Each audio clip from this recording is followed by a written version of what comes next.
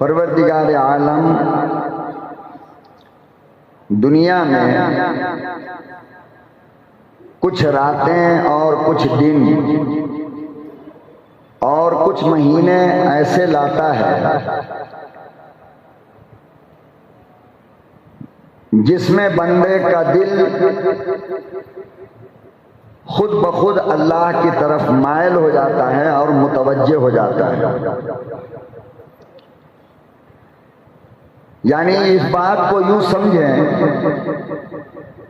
کہ اللہ سال میں کچھ راتیں اور کچھ مہینے اپنے بندوں کو زبردستی کھینچ کر اپنے گھر میں لاتا ہے۔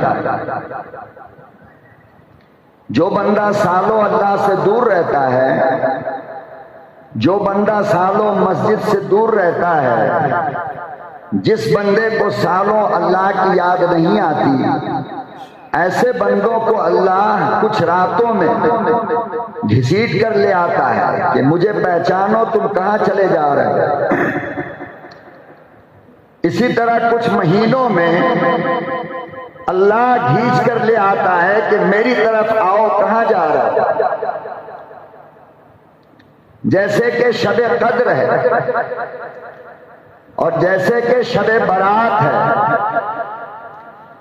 آپ نے دیکھا کہ جب شب برات آئی تو جمعے کی طرح عشاء کی نماز میں بلکہ اس سے زیادہ تعداد میں لوگ اللہ کے گھر میں مغرب بعد سے آنا شروع ہو گئے۔ ان میں بہت سارے لوگ وہ تھے جنہوں نے پورے سال اللہ کے گھر کا راستہ نہیں طے کیا، جنہوں نے پورے سال اللہ کے گھر میں آنا پسند نہیں کیا، جن کو پورے سال اللہ کی یاد نہیں آئی، ایسے لوگ شب برات میں پہلے سے وضو بنا کر مسجد میں آ کر کے بیٹھ گئے۔ ظاہر بات ہے یہ خود نہیں آئے، بلکہ یہ اللہ کا کرم ہے دوستو، اور اللہ کی محبت ہے کہ آپ کے نہ چاہنے کے باوجود بھی اللہ آپ کو پکڑ کر گھسیٹ کر اپنے گھر میں لے آتا ہے، تاکہ اللہ سے رشتہ ایمان والے کا باقی رہے، زندہ اور سلامت رہے۔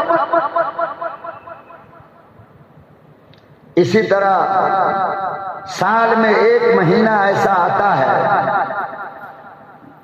کہ جس مہینے میں 11 مہینہ اللہ کو بھولنے والا، 11 مہینہ اللہ کو کبھی یاد نہ کرنے والا، 11 مہینہ غفلت کی زندگی گزارنے والا، 11 مہینہ اللہ سے دور رہنے والا، وہ رمضان المبارک میں نمازی بن جاتا ہے۔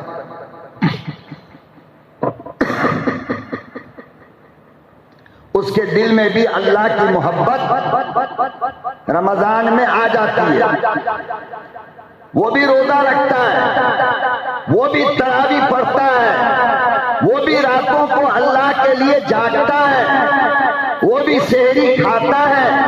یہ وہ لوگ ہیں جس نے پورے سال کبھی اللہ کو یاد کیا ہی نہیں، لیکن اللہ کتنا مہربان ہے کہ سال میں ایک مہینہ ایسا لے کر آیا کہ جس مہینے میں آپ کو گھسیٹ کر مسجد میں لایا جاتا ہے۔ جس آدمی نے کسی غریب محتاج کو کبھی 1 روپیہ نہ دیا ہو، وہ آدمی بھی رمضان میں غریبوں کا سہارا بن جاتا ہے، وہ بھی پیسہ بانٹنے لگتا ہے۔ جس آدمی نے کبھی کسی کو ایک چائے نہ پلائی ہو، وہ آدمی بھی رمضان میں غریبوں کو کھانا کھلانا شروع کر دیتا ہے۔ ظاہر بات ہے کہ یہ آپ نے خود نہیں کیا، بلکہ آپ کے ہاتھ سے اللہ نے زبردستی کروایا، اور اس کے لیے میرا اللہ رمضان کا مہینہ لے کر کے آیا۔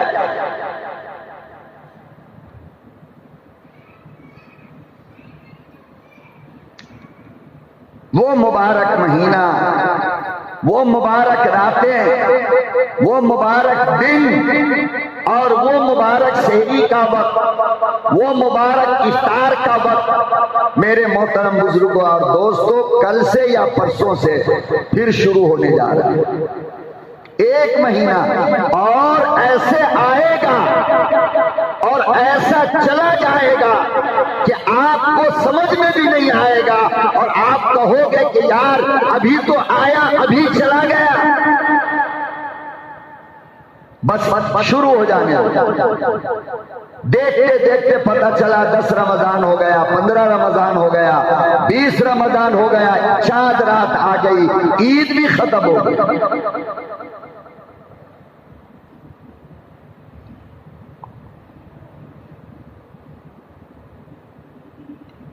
پروردگار عالم نے قرآن کریم میں اسی کو بیان کیا، فرمایا یا ایھا الذین آمنوا کتب علیکم الصیام،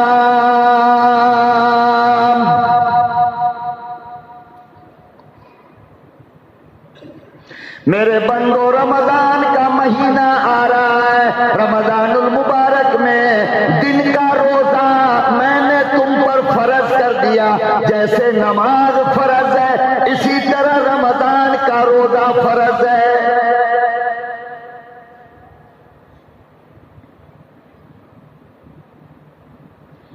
کتب علیکم الصیام،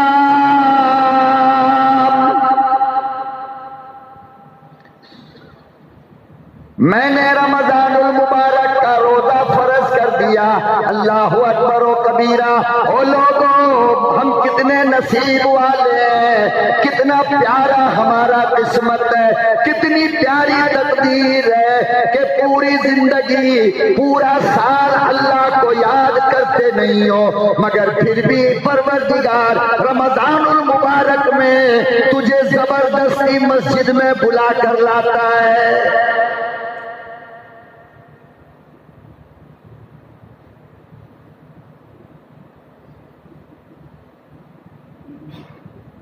مگر کچھ لوگ اتنے بد نصیب ہوتے ہیں، اتنا قسمت ان کا خراب ہوتا ہے کہ رمضان المبارک میں بھی اللہ اسے چھوڑ دیتا ہے۔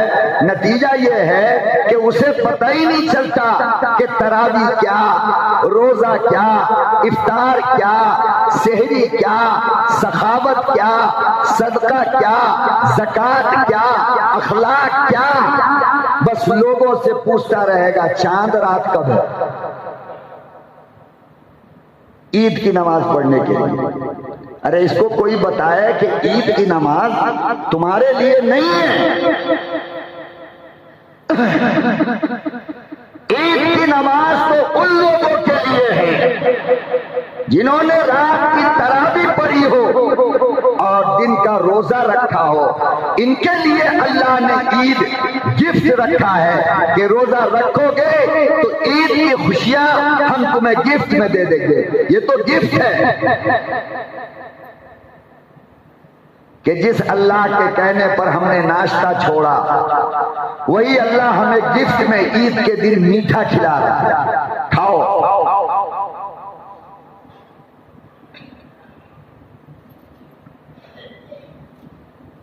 فرمایا یا ایھا الذین آمنوا کتب علیکم الصیام کما کتب علی الذین من قبلکم لعلکم تتقون۔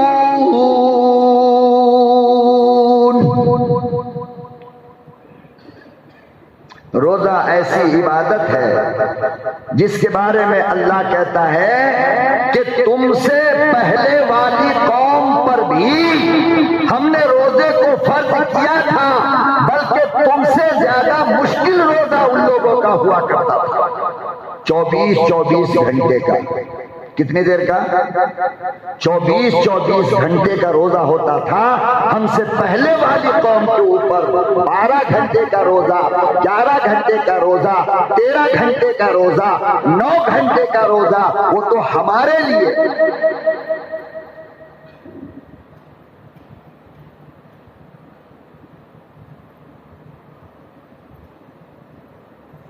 آگے اللہ پاک نے روزے کی وجہ بتائی، فرمایا کہ روزہ رکھنے سے کیا فائدہ ملے گا، روزہ رکھو گے تو کیا ہوگا۔ آگے اللہ نے ارشاد فرمایا لعلکم تتقون،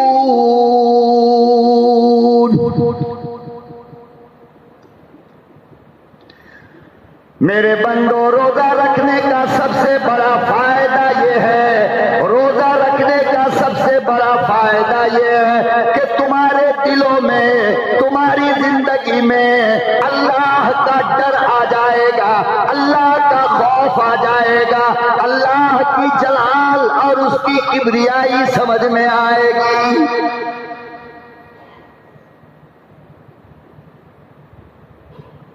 روزہ کیوں رکھواتا ہے اللہ؟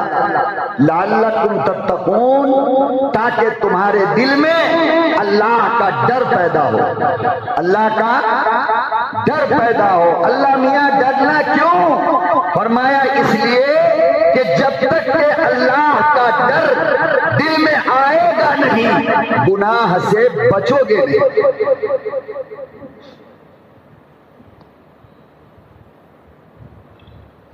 ایک چور ہے، کسی دکان کا تالا توڑ رہا ہے، عام پبلک آ رہی ہے، جا رہی ہے، دیکھ رہی ہے، وہ تالا توڑنا بند کرتا ہے؟ نہیں۔ اچانک پولیس کی گاڑی آواز دینے لگی اور سامنے پولیس والا آ گیا، اب توڑے گا یا بھاگے گا؟ کیوں بھاگا؟ چوری سے بچا اس لیے کہ پولیس کو پہچانتا ہے نا؟ تو دیکھو، جب تک کہ پولیس سے ڈرا نہیں، چوری چھوڑا نہیں، فرمایا جب تک اللہ سے ڈرو گے نہیں، زندگی میں گناہ تم سے چھوٹے گا نہیں۔ آج ہمارے دلوں سے اللہ کا ڈر نکل گیا، اللہ کا خوف نکل گیا، اللہ کی معرفت نکل گئی، اللہ کا پیار نکل گیا، اللہ کی محبت نکل گئی، اللہ کی پہچان نکل گئی۔ اللہ کیا ہے یہ ہم جانتے ہی نہیں، ہم سمجھتے ہیں بس عام لوگوں کی طرح اللہ بھی ہے، حالانکہ اللہ وہ ہے۔ اللہ کیا ہے آپ کو پتہ ہے؟ دروازہ بند کر کے بستر پر لیٹے ہوئے آپ اپنے دل میں، دماغ میں جو بات سوچتے ہو اللہ اسے بھی جان لیتا ہے، جو دیکھتے ہو وہ چھوڑو، جو کرتے ہو وہ چھوڑو، جو بولتے ہو وہ چھوڑو۔ فرمایا کہ اللہ تمہارے دل میں پیدا ہونے والے خیال کو جانتا ہے۔ اب یہاں پر دیکھو، آپ لوگ بیٹھے ہو نا، میں بول رہا ہوں وہ جان رہا ہے، آپ خاموش ہو لیکن آپ کے دماغ میں کچھ چل رہا ہے۔ یہ جو دماغ کے اندر چل رہا ہے اللہ کہتے ہیں میں اس کو جانتا ہوں، تیرے دماغ میں کیا چل رہا ہے۔ اسی لیے جناب رسول اللہ صلی اللہ علیہ وسلم نے فرمایا کہ جب بھی سوچا کرو اچھا سوچا کرو، جب بھی خیال لاؤ اچھا خیال لاؤ، جب بھی کوئی بات سوچو تو اچھی بات سوچو، اس لیے کہ اللہ تمہاری سوچ کو جانتا ہے۔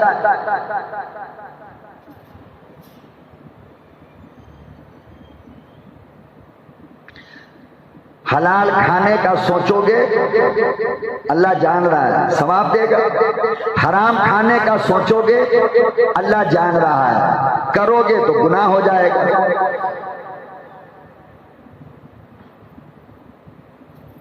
قرآن کریم میں پروردگار عالم نے ارشاد فرمایا یعلم خائنۃ الاعین وما تخفی الصدور۔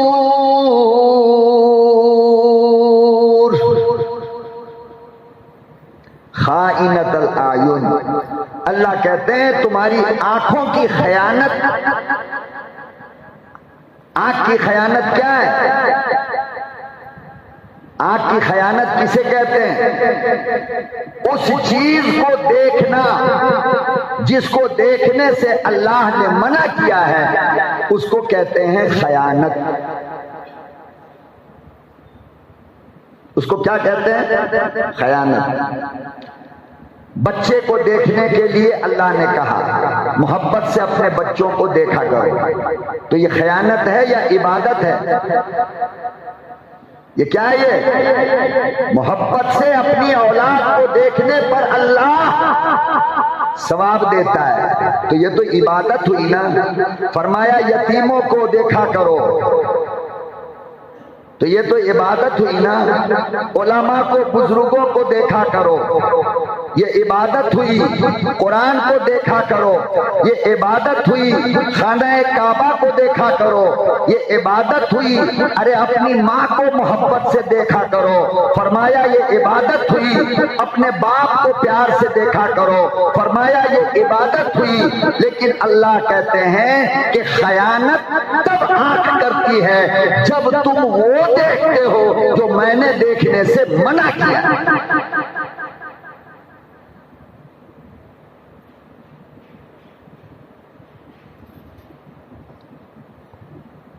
اب آپ لوگ خود سمجھ لو، ہمیں کا اتنا تو ہر بندہ جانتا ہے کہ کس چیز کو دیکھنے سے اللہ منع کیا. دوسرے کی ماں کو، دوسرے کی بیوی کو، دوسرے کی بیٹی کو، دوسرے کی بہن کو، دوسرے کی اولاد بیوی کو، غیر محرم عورتوں کو اللہ نے دیکھنے سے منع کر دیا. فرمایا یہ خیانت ہے. ارے تم نے فقط دیکھا ہے، کچھ گناہ کیا نہیں، مگر اللہ کہتے ہیں دیکھنے کی وجہ کر جو گناہ ہوا میں تمہاری اس خیانت کو دیکھ لیا.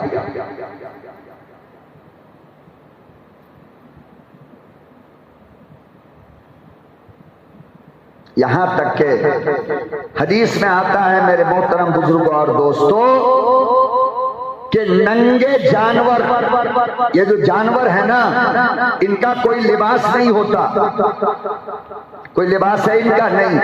فرمایا کہ جانور کے بھی شرم و حیا کی جگہ کو دیکھنا ایمان والو تمہارے لیے میں نے حرام کیا. آپ بتاؤ. فرمایا کہ اس حرام کام سے اگر بچنا ہے تو روزہ رکھو. روزہ رکھو گے تو آنکھ کو بچانے کا شوق پیدا ہوگا. روزہ رکھو گے تو تمہارا خیال اچھا ہوگا. روزہ رکھو گے تو تمہاری فکر اچھی ہوگی. روزہ رکھو گے تو اللہ کا ڈر دل میں آئے گا. جب اللہ کا ڈر دل میں آئے گا تو گناہ سے بچو. گویا کہ رمضان کا مہینہ آتا ہے ہمیں گناہوں سے بچانے کے لیے. کس لیے؟ ارے آپ نے دیکھا نہیں، بڑا سے بڑا گناہ کرنے والا، بڑا سے بڑا شرابی، بڑا سے بڑا زانی، بڑا سے بڑا سود خور، بڑا سے بڑا جھوٹ بولنے والا، بڑا سے بڑا گناہ کرنے والا، بڑا سے بڑا بے نمازی، آپ نے رمضان میں دیکھا ہوگا ان کو، وہ یہ کہتے ہوئے آپ کو نظر آئیں گے کہ بھائی ابھی میں چوری نہیں کر سکتا، رمضان کا مہینہ ہے. بڑا بد نصیب ہوگا کوئی انسان جو رمضان کے مہینے میں بھی زنا کرتا ہو، ورنہ اچھے اچھے زنا کرنے والے رمضان میں زنا چھوڑ دیتے ہیں. اچھے اچھے دوسرے کی ماں بہن بیٹی کو دیکھنے والا صبح سے لے کر شام تک گلیوں میں بیٹھ کر دوسرے کی عورتوں کو دیکھنے والا بھی رمضان کے مہینے میں یہ کہہ کر دیکھنا بند کر دیتا ہے کہ نہیں رے بابا رمضان کا مہینہ ہے، روزے کی حالت ہے. دیکھو گناہ سے بچا نہیں بچا تو کیوں بچا؟ روزے کی وجہ کر. جو اللہ نے کہا کہ روزہ رکھو گے نا تو لعلکم تتقون، تمہارے اندر خدا کا ڈر آ جائے گا. اور جب کسی بندے میں اللہ کا ڈر آ گیا سمجھو وہ اپنی زندگی میں کامیاب ہو گئے.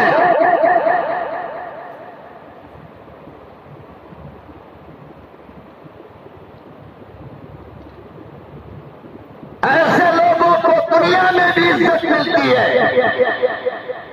اور آخرت میں بھی اللہ تعالیٰ عزت کے ساتھ اس کو بلاتا ہے کہ تم مجھ سے ڈرتا تھا دنیا میں، آج میں تجھے سارے نبیوں کے سامنے محبت کا تاج پہناتا ہوں، پیار کا گلے میں پھول ڈالتا ہوں۔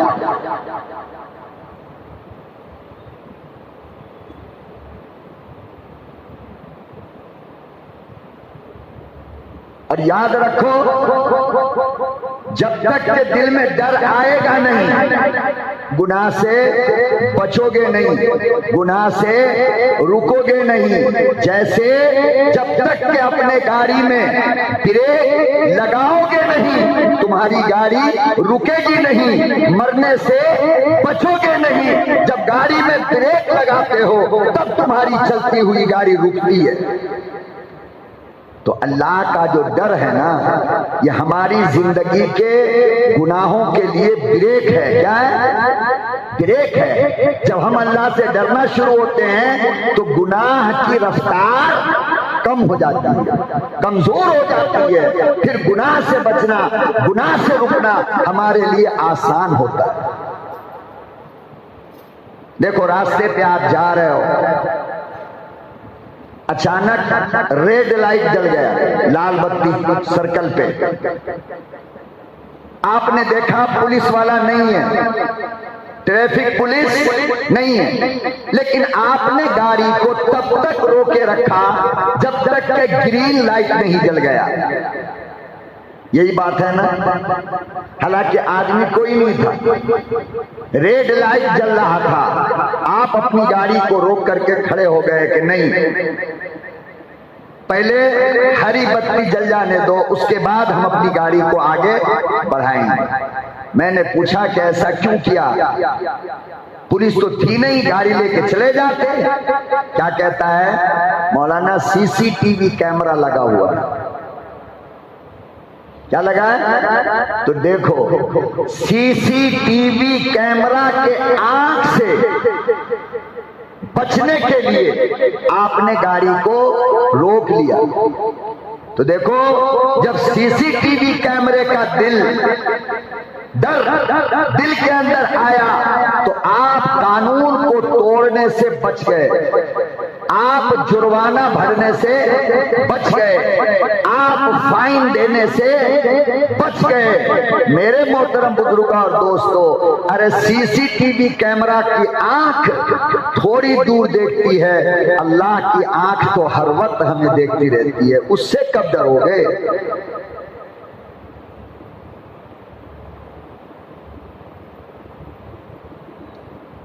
اللہ اکبر۔ لوگوں، اکیلے میں بیٹھ کر سوچا کرو، غور کیا کرو، اگر تم نے سی سی ٹی وی کیمرے کی آنکھ سے بچنے کے لیے اگر تم نے اس کے ڈر سے گناہ چھوڑ دیا، گاڑی روک دیا، تو پھر ایسا کیوں نہیں ہوگا کہ جب اللہ کا ڈر دل میں آئے تو رات کے اندھیرے میں گناہ سے ہم بچیں۔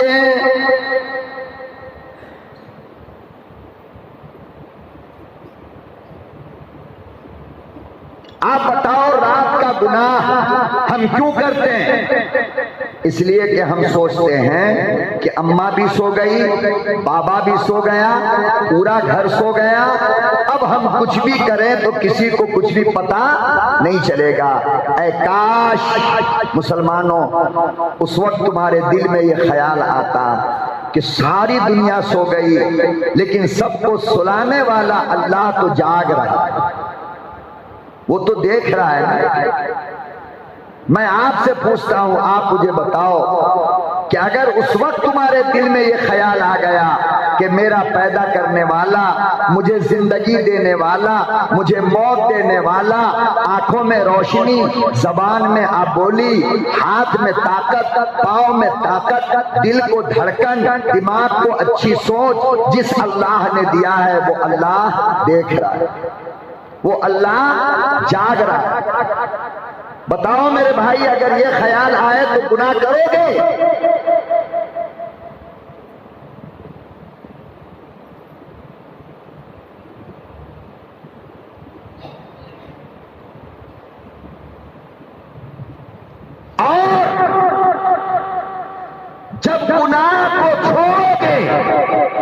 اللہ سے ڈر کر. کس سے ڈر کر؟ ماں باپ بھائی بہن مولانا حضرت امام مؤذن کسی سے ڈر کر نہیں، بلکہ اللہ سے ڈر کر کے میرے بھائی اگر کوئی گناہ تم چھوڑتے ہو تو پھر قرآن کریم دیکھو، قرآن کہتا ہے وَأَمَّا مَنْ خَافَ مَقَامَ رَبِّهِ وَنَهَى النَّفْسَ عَنِ الْهَوَىٰ فَإِنَّ الْجَنَّةَ هِيَ الْمَأْوَىٰ. میرے بندے جس وقت گناہ کرنے کا موقع تھا گناہ کر لیتے، کسی کو پتہ نہیں چلتا، اس وقت تم نے گناہ کو اس لیے چھوڑا کہ اللہ سے ہم کو ملنا ہے. تو اللہ کہتے ہیں فَإِنَّ الْجَنَّةَ هِيَ الْمَأْوَىٰ، مر کر میری عدالت میں آ، میں تیری قبر کو بھی جنت بنا دوں گا اور تجھے آخرت میں اعلیٰ کوالٹی کی جنت دے دوں گا.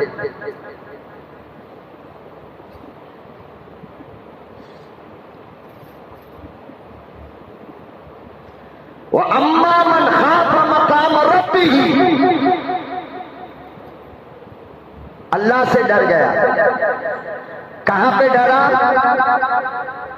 جہاں پر معاملہ بالکل سیف تھا، کوئی دیکھنے والا نہیں تھا اگر گناہ کر لیتے.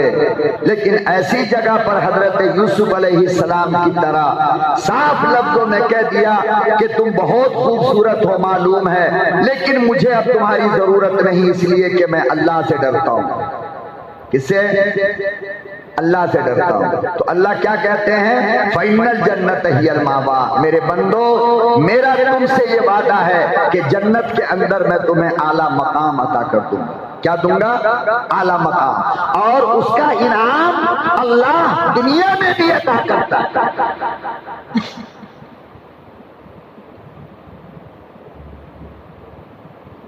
جناب عمر فاروق رضی اللہ تعالی عنہ مسلمانوں کے دوسرے خلیفہ ہیں پورے ہندوستان کے اندر، پوری دنیا کے اندر مسلمانوں کا دوسرا خلیفہ. جب ساری دنیا سو جاتی تھی تو حضرت عمر رات کو اٹھ کر کے مدینے کا چکر لگاتے تھے کہ کوئی سویا تو نہیں ہے بھوکا، کوئی پیاسا تو نہیں ہے. ایک رات چکر لگا رہے تھے، اچانک ایک گھر سے آواز آئی. وہ گھر تھا دودھ والے کا، دودھ کا کاروبار تھا ان کا. اس کے اندر سے آواز آئی کہ آج جانور نے دودھ کم دیا ہے. عورت کی آواز تھی، بوڑھی عورت کی. آج جانور نے دودھ کم دیا ہے، لہذا بیٹی دودھ تو دینا ہے سب کو، جتنا جتنا دیتے ہیں اتنا ہی دینا پڑے گا، اور دودھ کم ہے لہذا لاؤ دودھ میں ہم آج پانی ملا دیتے ہیں. کیا ملاتے ہیں؟ پانی. جوان بیٹی تھی ان کے گھر میں 18-19 سال کی. بیٹی نے کہا کہ امی آپ کو حضرت عمر کا قانون معلوم نہیں ہے کہ دودھ میں پانی ملانے والے کو حضرت عمر کوڑا مارتے ہیں. کیا مارتے ہیں؟ کوڑا، سزا دیتے ہیں. تو بوڑھی عورت کہنے لگی عمر سو رہا ہے. کیا کہا اس نے؟ ارے بیٹی کون سا عمر دیکھ رہا ہے، اس وقت تو عمر سو رہا ہو. کیا کر رہا ہے؟ سو رہا ہو. اللہ اکبر و کبیرہ. وہ جوان لڑکی کہنے لگی امی بات تو صحیح ہے عمر سو رہا ہوگا، لیکن تمہیں معلوم ہونا چاہیے کہ عمر کا خدا دیکھ رہا ہے.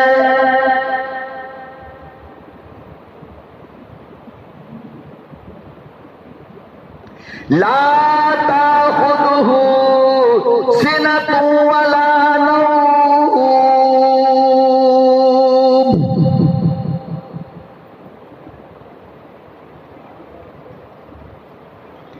امی جان بات تو صحیح کہتی ہو کہ عمر سو رہا ہے، لیکن پتہ ہونا چاہیے کہ عمر کا خدا جاگ رہا ہے. اسے نیند نہیں آتی، اسے اونگ نہیں آتی ہے. یہ بات جو حضرت عمر نے سن لیا نا تو اس مکان پر نشان لگا دیا کیا لگا دیا؟ نشان۔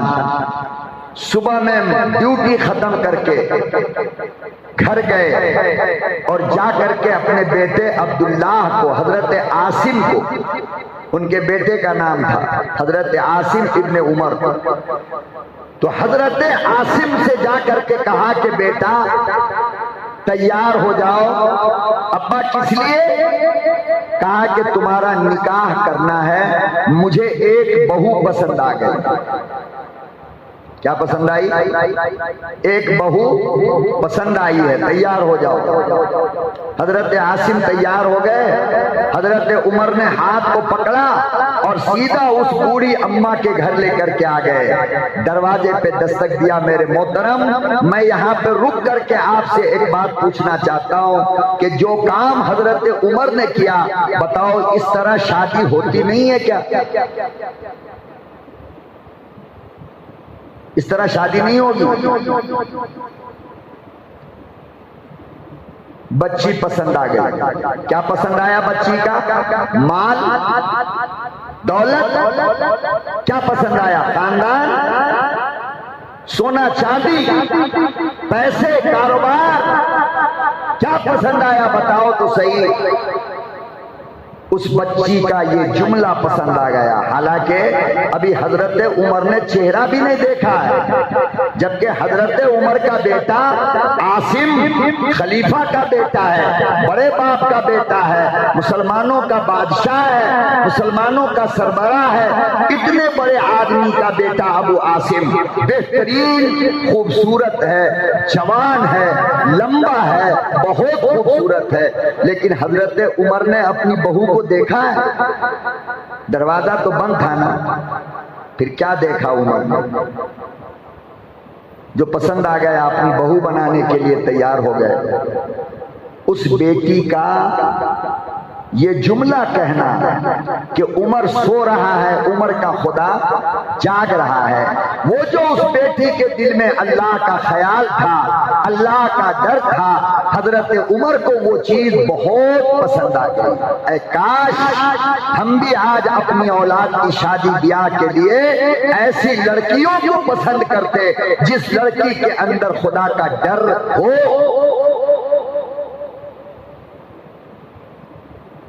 لیکن نہیں، ہمیں تو مال چاہیے، ہمیں تو جہیز چاہیے، ہمیں تو سلامی اور کٹنم کے پیسے چاہیے، ہمیں تو حرام کے لقمے چاہیے، ہمیں تو سونا چاندی تولے پر تولا چاہیے، ہمیں تو جہیز میں 4 چکا گاڑی چاہیے، ہمیں تو جہیز میں مکان چاہیے۔ لڑکی جیسی بھی ہو چلے گی، مگر مال ذرا موٹا تگڑا ہونا چاہیے۔ نتیجہ یہ ہے کہ 2-4 دن کے بعد ہی لڑائی شروع بہو اور ساس میں ہو جاتی ہے، گھر کا چین سکون سب کچھ اللہ ختم کر دیتا ہے۔ حضرت عمر نے بچے کو ریڈی کیا اور اعلان نہیں کروایا کہ لوگوں میرے بچے کا نکاح ہے، حاضر ہو جاؤ، نہیں، ہاتھ پکڑا لے کر آ گئے اور بوڑھی اماں کے مکان پر دستک دینے لگے اور فرمایا کہ اندر سے کون؟ تو حضرت عمر نے کہا کہ عمر ہوں۔ عورت ڈر گئی، دودھ والی جس نے کہا تھا دودھ میں پانی ملا دو، ڈر گئی۔ بیٹی سے کہا کہ بیٹی لگتا ہے کہ رات ہم لوگ جو بات کر رہے تھے عمر کو معلوم ہو گیا، اب تو خیریت نہیں ہے۔ ڈر کے مارے دروازہ نہیں کھول رہی تھی۔ پھر تھوڑی دیر کے بعد حضرت عمر نے دستک دیا، کہا کہ ماں کھولو تو دروازہ۔ حضرت عمر کے کہنے پر دروازہ کھولا تو سامنے ایک جوان لڑکا کھڑا تھا۔ حضرت عمر نے کہا کہ سنا ہے کہ آپ کے گھر میں ایک جوان بچی ہے، میں چاہتا ہوں کہ میرے بچے کا نکاح آپ کی بچی سے ہو جائے۔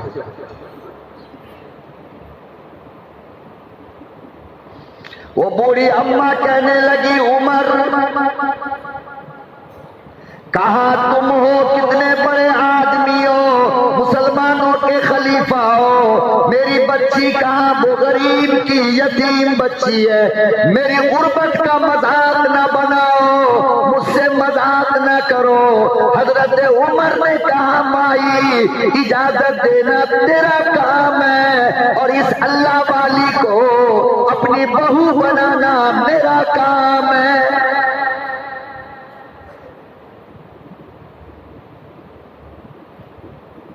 تو دیکھو جب انسان اللہ سے ڈرتا ہے تو اللہ دنیا میں بھی انعام دیتا ہے. کیا دیتا ہے؟ دنیا میں انعام دیتا ہے. فرمایا کہ نیک لوگوں کے دلوں میں تمہاری محبت ڈال دوں گا اور گندے لوگوں کے دل میں تمہارا ڈر ڈال دوں گا، اس لیے کہ جو اللہ سے ڈرے گا ساری دنیا اس سے ڈرتی ہے. جو اللہ سے نہیں ڈرتا کوئی اس سے نہیں ڈرتا ہے. آج ہم سے ہماری بیوی نہیں ڈرتی، بچے نہیں ڈرتے. کون ڈر رہا ہے؟ دکان میں کام کرنے والا نوکر نہیں ڈرتا ہے، ہم سے ڈرتا ہے. کیوں؟ اس لیے کہ ہم اللہ سے نہیں ڈرتے، خدا سے نہیں ڈرتے، اور دھڑلے سے ہم لوگ گناہ کرتے ہیں. پروردگار عالم نے قرآن کریم میں فرمایا کہ میرے بندو، ایک مہینہ رمضان کا اور رمضان کا روزہ، رمضان کی تراویح میں اس لیے لے کر کے آیا ہوں، اس لیے لے کر کے آتا ہوں تاکہ تمہارے دل کے اندر اللہ کا ڈر پیدا ہو جائے، اللہ کا خوف پیدا ہو جائے. جب اللہ کا خوف پیدا ہوگا تو پھر گناہوں سے بچنا ہمارے لیے آسان ہوگا.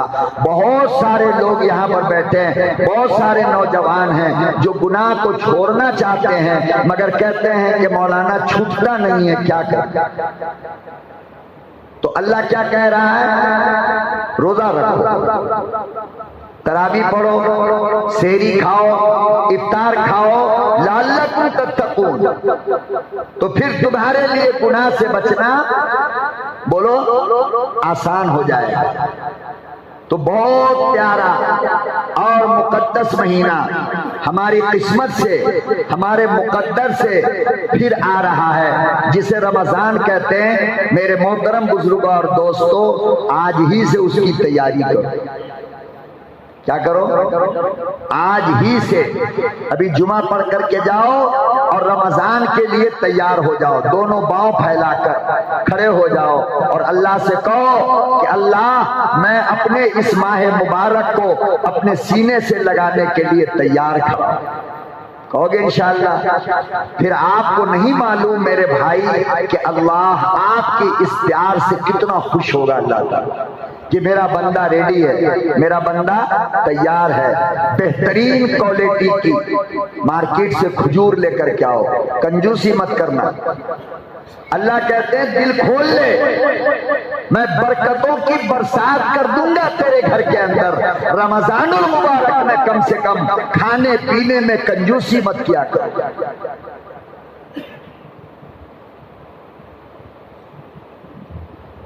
مارکیٹ کا سب سے قیمتی کھجور لے کر کے آؤ. کیا لے کے آؤ؟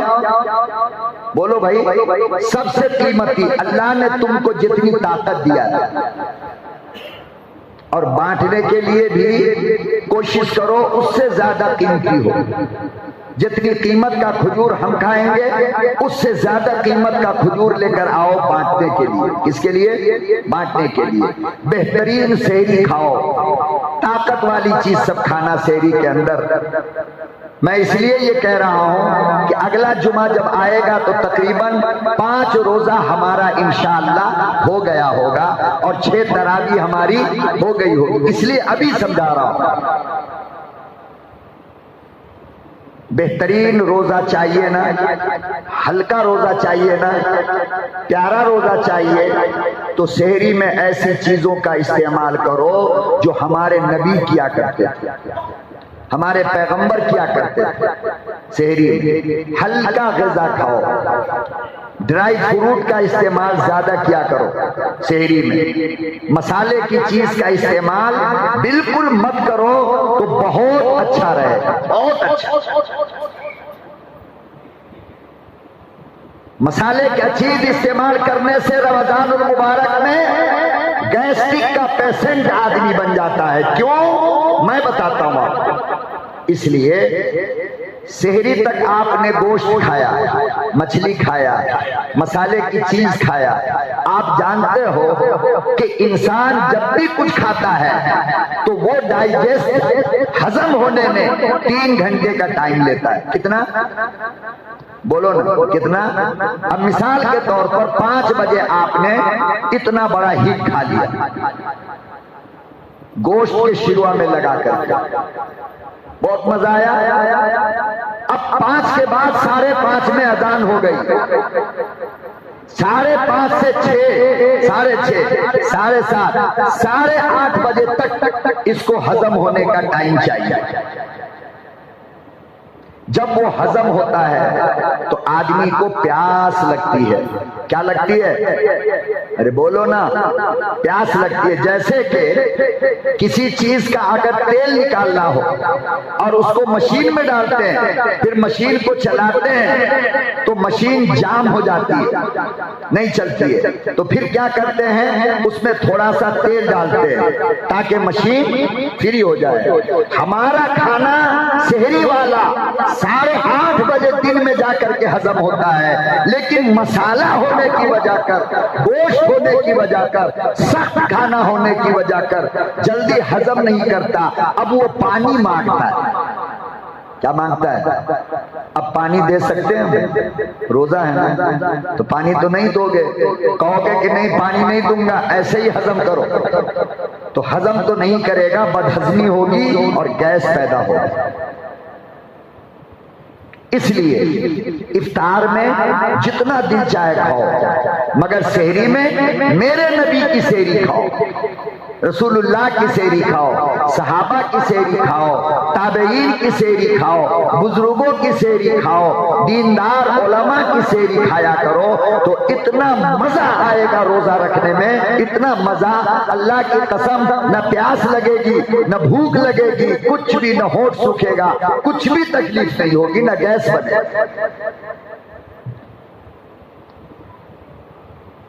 لوگ ہری مرچ کی دال کھاتے ہیں سحری میں، چھاچھ کی مرچی کھاتے ہیں سحری میں۔ اب بتاؤ بھائی میرے، کیسے ہضم کرو گے اس کو؟ تو روزہ خراب نہیں ہوگا، گیس نہیں بنے گا۔ سب سے بہترین چیز میں آپ کو بتاتا ہوں، 5 کھجور کھا لو، بہترین کوالٹی کا کھجور سحری میں۔ کتنا ٹائم لگے گا؟ زیادہ سے زیادہ 15 منٹ۔ وہ جو 2 گھنٹہ ہمارے گھر میں ہماری بیویاں، ہماری بیٹیاں سحری بنانے میں لگاتی ہے نا، وہ 2 گھنٹہ اللہ کا قرآن پڑھ لے۔ کتنے بجے اٹھتی ہے ہمارے گھر میں ہماری بیویاں؟ بولو نا، 2-2:30 بجے اٹھ جاتی ہے، اور اس وقت سے لے کر 4، 4:30، 5 تک بیچاری طرح طرح کا ڈش بناتی رہتی ہے۔ آپ بتاؤ میرے بھائی، 2:30 بجے اٹھی تو اس کو تہجد کے لیے چھوڑنا تھا یا نہیں چھوڑنا تھا کہ رمضان کا تہجد مل جائے؟ مگر بیچاری غریب 2 بجے اٹھ کر کے بھی نہ تہجد پڑھ پاتی ہے، نہ قرآن پڑھ پاتی ہے، کچھ بھی نہیں۔ ہمارا سحری بنانے میں اس کا ٹائم، پورے رمضان کا تہجد ختم ہو گیا، تہجد کے وقت کی تلاوت قرآن ختم ہو گئی۔ اس لیے ہلکا سحری کا استعمال کرو، 5 کھجور کھا لو، 3 کھجور کھاؤ، اور بھوک لگ رہی ہے تو 7 کھجور کھاؤ۔ اور بہترین والا اگر دودھ آپ کو ہضم ہوتا ہے تو بہترین والا دودھ، اب آپ کہو گے مولانا بہترین تو ملتا نہیں ہے، آپ کو بہترین بنانا پڑے گا، دودھ کو بہترین بنانا پڑے گا۔ 50% آج کل دودھ میں پانی آتا ہے اور 50% دودھ ہوتا ہے۔ اب 100% اس کو دودھ بنانے کے لیے کیا کرنا پڑے گا؟ 2 لیٹر دودھ کو اتنا جلاؤ، اتنا جلاؤ، اتنا جلاؤ کہ 1 لیٹر دودھ بچ جائے، وہ خالی دودھ ہوگا، 1 لیٹر پانی جل گیا۔ بات سمجھے؟ عصر کے وقت دودھ لے لیا، اس کو جلاتے رہے، جلاتے رہے، جلاتے رہے، سحری تک آدھا جل گیا، آدھا اوریجنل دودھ بچ گیا۔ اب جتنا استعمال آپ کے گھر میں دودھ کا ہوگا اس حساب سے آپ لے لینا، باقی کو جلاؤ، اخیر میں اوریجنل دودھ آپ کے گھر میں ہوگا۔ کھجور کھا لو، 2-4 دانہ بادام کا کھا لو، 2-4 پستے کا کھا لو، 2-4 اخروٹ لے لو، 1-2 انجیر لے لو، سب کو چبا کر کے خوب اچھی طرح 1 گلاس دودھ پی لو، 15-20 منٹ کے بعد 1 گلاس پانی پی لو، روزے کی نیت کر لو۔ میں سمجھتا ہوں اگر ایسی سحری کھا کر کے آپ نے روزہ رکھا، یقیناً دوسرے دن آپ کو آپ کا مولوی یاد آئے گا کہ میرے مولانا نے بالکل صحیح کہا، پتہ بھی نہیں چلے گا روزہ ہے کہ نہیں۔ طاقت، گلوکوز، پاور، سب کچھ اللہ دے دیتا ہے، اور پیٹ بھی بالکل آپ کا ہلکا رہے گا، نہ گیس، نہ ایسیڈیٹی، کچھ بھی نہیں، نہ نیند آئے گی، کچھ بھی نہیں ہوگی۔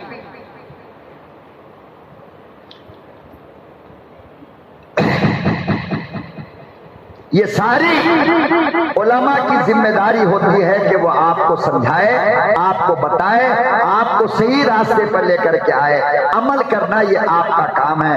میرے محترم بزرگوں اور دوستو، میں نے پہلے بھی آپ سے کہا تھا کہ جب سے میری زندگی میں روزہ آیا، میرے گھر والوں کا یہی حال ہے، بیوی کا یہی حال، بچوں کا یہی حال، بچوں کا جوان بچے ہیں، بہو ہیں، سب کا یہی حال ہے۔ کوئی بھی سحری کے وقت کھانا نہیں بناتا، کوئی بھی کھانا نہیں، بلکہ یہ اٹھے معمول کے مطابق تھوڑا بہت کھایا اور اس کے بعد روزے کی نیت، معاملہ ختم۔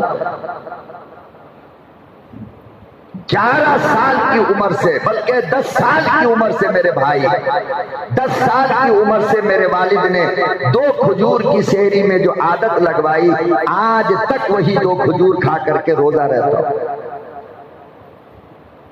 پھر بیان بھی کرنا، پروگرام میں بھی جانا، سب کچھ ہے، مگر کوئی فرق پڑتا ہے؟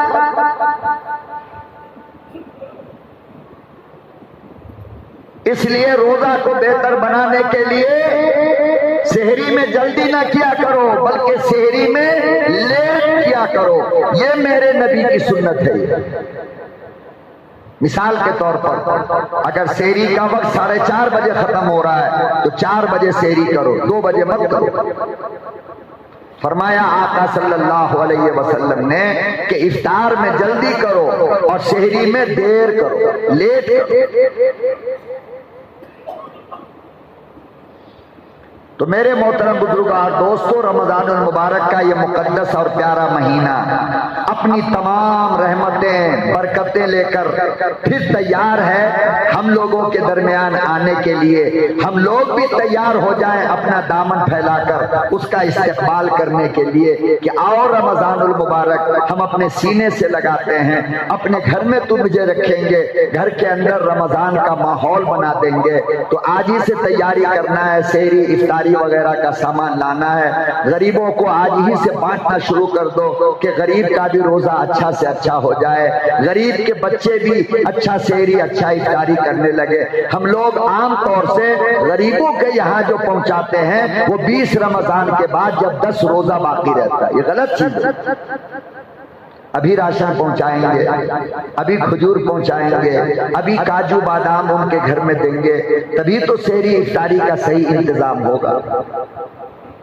تو اپنے لیے بھی انتظام کر لو اور غریب مساکین اور یتیم بیواؤں کے لیے بھی آج ہی ہم کو انتظام کر کے ان کے گھروں میں پہنچانا ہے۔ میرے محترم بزرگوں اور دوستو، جیسا کہ آپ جانتے ہو کہ ہمارے مرکز کے ماتحت ایک مدرسہ چلتا ہے درجہ حفظ کا۔ کس کا؟ جس میں بچوں کو حافظ قرآن بنایا جاتا ہے، بچوں کو حافظ قرآن بنایا جاتا ہے۔ اس سال بھی الحمدللہ ایک بچہ حافظ ہوا ہے۔ اعلیٰ تعلیم کا انتظام ہے، اعلیٰ اساتذہ اور ذمہ داران کے ماتحت، مسجد کی کمیٹی کے ماتحت وہ ادارہ چل رہا ہے۔ بہت سارے لوگوں کو معلوم نہیں۔ اس ادارے کا سب سے بڑا کمال یہ ہے کہ وہ ادارہ آپ کے بچوں کو اسکول کے ساتھ دین کی تعلیم دیتا ہے۔ نہ اسکول کی پڑھائی کا نقصان اور نہ دین کی تعلیم کا نقصان ہے، بلکہ آپ کا بچہ جب 7ویں 8ویں کلاس میں جائے گا تو قرآن کریم کا حافظ ہو کر کے بھی جائے گا۔ اب تو مدرسہ تعلیم ابھی بند ہے اور عام طور سے رمضان المبارک میں کوئی داخلہ واخلہ ہوتا نہیں ہے، رمضان کے بعد پھر نیا داخلہ شروع ہوگا۔ جو لوگ اپنے بچوں کو مکمل دینی تعلیم دینا چاہتے ہیں، اسکول میں نہیں پڑھانا ہے، وہ بھی اپنے بچوں کو لا کر کے داخلہ دلا سکتے ہیں۔ جو لوگ اسکول کے ساتھ پھر اس اسکول میں دو طرح کا اسکول ہے، ایک اردو اسکول جہاں بالکل فری ہم تعلیم دلواتے ہیں، اپنی ذمہ داری پہ بچوں کا داخلہ کرواتے ہیں، دوسرا الازہر فاؤنڈیشن جو سبحانیہ کے ماتحت چلنے والا انگلش میڈیم اسکول ہے، وہاں بھی ہم اپنے بچوں کا ایڈمیشن کراتے ہیں، جہاں آپ کو اپنے بچے کی فیس دینی پڑے گی۔ تو الحمدللہ سال مکمل ہوا، امتحان بھی ہو گیا۔ اب بچوں نے امتحان کے اندر جو محنت کیا ہے تو ان کو انعام دینے کے لیے ہم مسجد والوں نے، مسجد کے ذمہ داروں نے، مدرسے کے ذمہ داروں نے کل صبح 10 بجے سے اسی مسجد کے اندر اسکول کے ہال میں انعامی جلسے کا پروگرام رکھا۔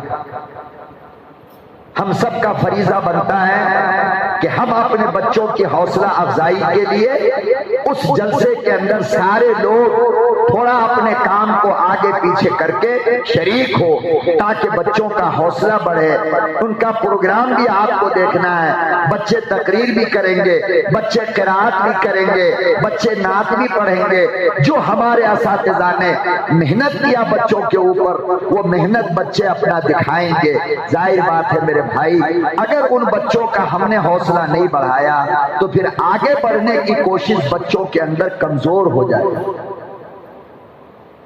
اس لیے سارے لوگ اس پروگرام کے اندر شریک ہوں گے انشاءاللہ صبح 10 بجے سے، اور پھر ظہر کی نماز کے بعد انشاءاللہ کھانے کا بھی انتظام ہے نہیں سبحان بھائی؟ کھانے کا بھی انتظام ہے نہیں؟ کھانے کا بھی انتظام رکھا گیا ہے، اور الحمدللہ جس شخص نے آپ کے لیے دعوت کا نظام بنایا ہے، دعوت کا پروگرام رکھا ہے، اس کا نام لینا اس شخص کو اچھا نہیں لگتا، اس لیے میں اس کا نام نہیں لیتا ہوں، لیکن آپ سے گزارش کرتا ہوں کہ ان کی عمر میں برکت کے لیے، ان کی صحت کے لیے، تندرستی کے لیے، اسی طرح جو لوگ بھی ہمارے مدرسے کی پورے سال مدد کیے ہیں، چاہے وہ ایک موٹا چاول سے ہو، چاہے 50 روپیے سے ہو، ان کے لیے بھی آپ لوگ دعا کریں کہ اللہ رب العالمین ان کو بھی دنیا اور آخرت کی دولت عطا فرمائے، صحت عطا فرمائے، تندرستی عطا فرمائے۔ میرے بھائی، میں ایک چھوٹا سا واقعہ آپ کو سنانا چاہتا ہوں۔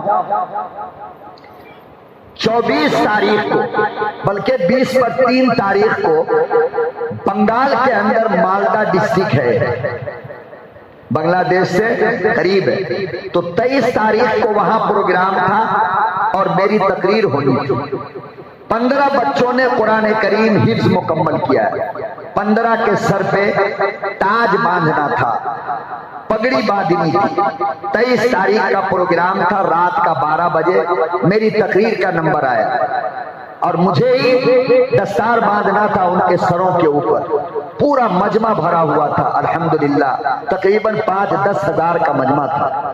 12 بجے رات میں سب جاگے ہوئے، تقریر ہوئی۔ تقریر کے بعد مدرسے کے ممتحن نے، پرنسپل نے، ذمہ دار نے میرے کان میں آ کر کے کہا کہ مولانا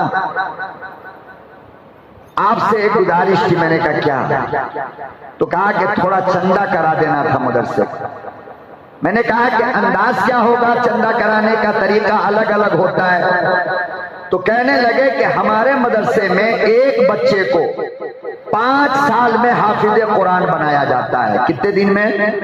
5 سال میں۔ 1 سال ہم نورانی قاعدہ پڑھاتے ہیں، 1 سال ہم بچے کو ناظرہ قرآن پڑھاتے ہیں، اور 3 سال میں قرآن کا حافظ بناتے ہیں۔ یہ 15 بچے وہی ہے۔ تو ایک بچے کا 5 سال کا حافظ بنانے کا مکمل خرچ 60,000 روپیہ ہوتا ہے۔ کتنا؟ 60,000۔ میں نے کہا اگر کوئی آدمی 1 سال کا دینا چاہے تو 12,000 کا حساب ہوتا۔ میں نے کہا بس اب آپ بیٹھ جاؤ۔ میری تقریر ہوئی۔ تقریر ہونے کے بعد میں نے کہا کہ دیکھو بھائی، قیامت کے دن اللہ پاک قرآن کریم کے حافظ کو 11 پاسپورٹ دے گا. ایک پاسپورٹ سے وہ حافظ خود جنت میں جائے گا. 10 پاسپورٹ ایسا ہے، میرے نبی نے فرمایا کہ وہ 10 پاسپورٹ سے حافظ قرآن جس کو چاہے ہاتھ پکڑ کے جنت میں ڈال دے. اللہ منع، چاہے وہ مجرم کا ہاتھ پکڑ لے، جہنمی کا ہاتھ پکڑ لے، جس کو جہنم میں جانا واجب ہو گیا اس کا ہاتھ پکڑ لے، تو اللہ کہتے ہیں کہ میں اس کو بھی حافظ کے پاسپورٹ سے جنت میں داخل بولو کر دوں گا. میں نے کہا کہ اتنے بڑے مجمع میں کوئی بتا سکتا ہے مجھے کہ وہ جو 10 پاسپورٹ ہے اس پاسپورٹ پر حافظ قرآن کس کو لے کر کے جنت میں جائے گا؟ میں نے کہا میرے بھائی، اگر ایک وقت کا لقمہ کسی انسان کو کھلا دیا جائے زندگی پر نہیں بھولتا ہے کہ اس آدمی نے مجھے روٹی کھلایا تھا. ارے جس بندے نے مکمل اپنے خرچ پر کسی کو قرآن کا حافظ بنایا، بھلا بتاؤ تو صحیح کہ قیامت میں اس آدمی کو حافظ کیسے بھولے؟ ظاہر بات ہے کہ ایک پاسپورٹ اسے بھی دے گا. میں نے کہا جنت کا پاسپورٹ 60,000 روپے میں بک رہا ہے، بولو کون خریدے گا؟ معلوم ہے کتنے لوگ کھڑے ہوئے؟ 22 لوگ کھڑے ہوئے. مولانا مجھے ایک حافظ بنانا ہے، مجھے ایک حافظ بنانا ہے. 22 لوگوں نے 22 بچوں کی ذمہ داری اپنے سر پہ لے لی. پھر اس کے بعد 1 سال کا اعلان کیا کہ بتاؤ 1 سال کی ذمہ داری ایک بچے کی 12,000 روپیہ خرچ ہوتا ہے، کون لے گا؟ تو 35 بندے کھڑے ہوئے. یہ میں جو بھی کہہ رہا ہوں یہ آن ریکارڈ کہہ رہا ہوں، اس کی ویڈیو آپ کو یوٹیوب میں ملے گی، آپ دیکھ لینا جا کر کے. آج بھی دیکھ سکتے ہو جا کر کے، ڈاؤن لوڈ ہو چکا ہے، یوٹیوب پر ویڈیو آ چکا ہے. اس طرح سے میرے بھائی 20 لاکھ روپیہ چندہ ہوا. کتنا 20 لاکھ روپیہ چندہ ہوا. کتنی دیر میں؟ آدھے گھنٹے میں. پھر میرے سر کے اوپر جو رومال باندھا ہوا تھا وائٹ کلر کا، میں نے کہا کہ یہ روضہ رسول کو دیکھ کر کے آیا ہے اور مصطفیٰ کے شہر کی ہوا اس رومال کو لگی ہے. 2-4-5 سال سے میں اس کو اپنے سر پہ باندھ کر کے نمازیں پڑھتا ہوں، بیان کرتا ہوں. ایک عالم کے جسم سے یہ رومال لگ گیا ہے. اگر کوئی بندہ میرے وزن کے برابر مجھے پیسہ دے کر کے کہتا کہ مولانا وزن کے برابر پیسہ دیتا ہوں، یہ رومال مجھے دے دو، خدا کی قسم میں نہیں دے سکتا. لیکن اللہ کے ان مہمانوں کے لیے، مدرسے کے ان مہمانوں کے لیے، رسول اللہ کے ان مہمانوں کے لیے آج میں اپنے سر کے اس عظیم تاج کو اتار کر کے بچوں کے لیے، مدرسے کے لیے بیچنا چاہتا ہوں. بولو کون خریدار ہے اس کا؟ آپ بتاؤ کتنے میں خریدا ہوگا کسی نے؟ آن ریکارڈ 30,000 روپے میں اس رومال کو خریدا گیا. ایک بندہ کھڑا ہوا، مولانا مجھے دے دیجیے. میں نے کہا چلو مدرسے کی رسید کٹواؤ.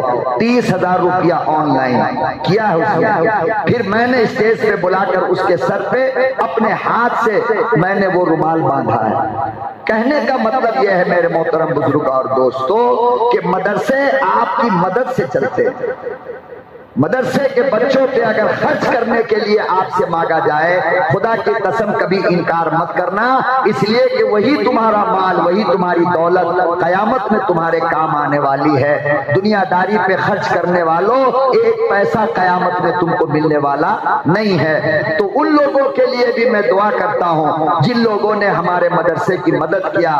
چاہے 1 لیٹر تیل سے ہی 2 ٹائم کا کھانا مدرسے میں دیا جاتا ہے.